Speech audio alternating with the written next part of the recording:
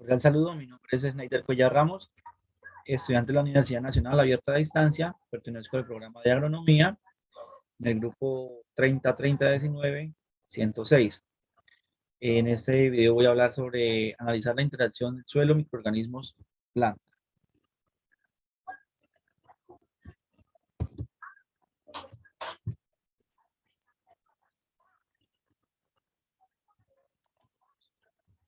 Tenemos una primera pregunta: ¿cómo es el proceso de formación de nódulos para la mayoría de las rizobias y cómo se benefician las plantas de estos nódulos en sus raíces?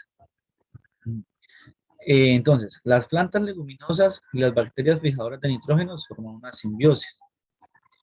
Este tipo de socios se denominan simbiontes, comprendiendo que la mayoría de las bacterias fijadoras de nitrógeno se conocen como rizobias.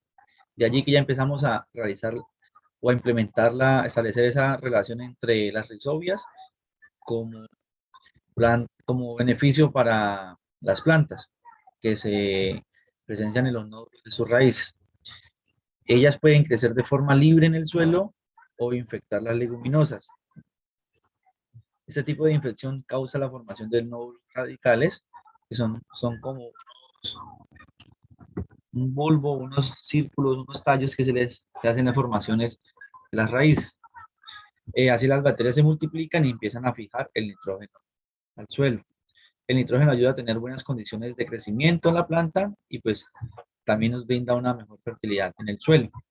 Como podemos ver aquí ya es una formación de las rizobias en las raíces y es la formación radicular de aquellas plantas leguminosas. Una segunda pregunta tenemos: teniendo en cuenta la simbiosis rizobia-leguminosa, explicar gráficamente cómo se forma el simbiosoma y decir cuál es la importancia de esto. Como un primer aspecto tenemos el reconocimiento entre la planta y la bacteria para establecer esta relación. Se llama simbiosis.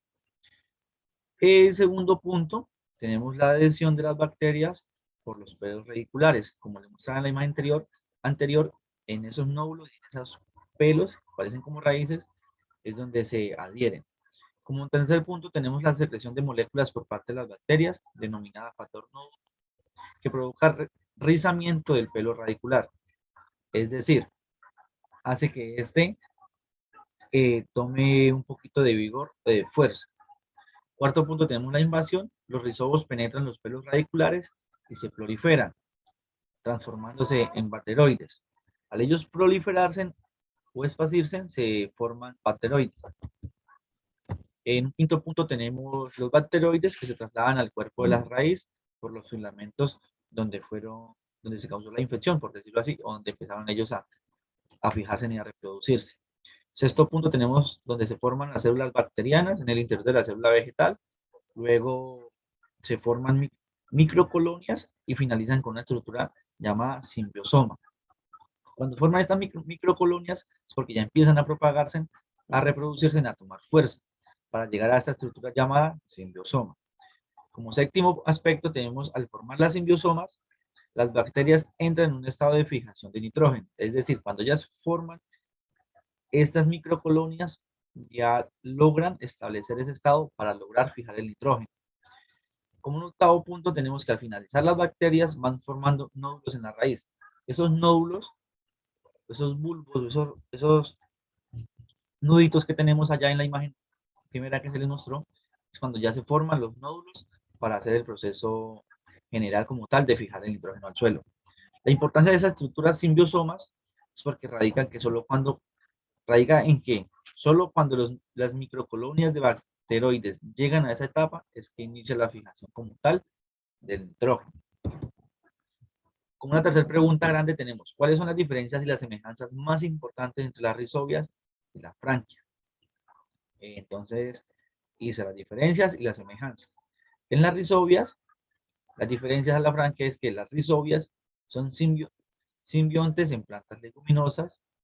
La concentración de oxígeno que inhibe la fijación biológica del nitrógeno y es regulada por una bacteria una sustancia llamada legemoglobina. Y una tercera característica es que solo generan relaciones simbióticas con determinadas plantas. Ellas son muy selectivas. No con todas las plantas establecen o logran implementar esa relación. En comparación con las branquias son simbiontes en plantas no leguminosas, por decirlo así, árboles maderables. Una segunda diferencia es que pueden fijar nitrógeno en concentración máxima de oxígeno. El oxígeno no les causa ningún problema gracias a esa vesícula especial que tienen. Y como un tercer aspecto es que generan relaciones simbióticas con diferentes plantas. Ellas no son tan selectivas como las rizobias. Y ya no las semejanzas entre las rizobias y las branquias es que las dos son fijadoras biológicamente de nitrógeno. Las dos llegan a la misma conclusión o a hacer ese mismo proceso.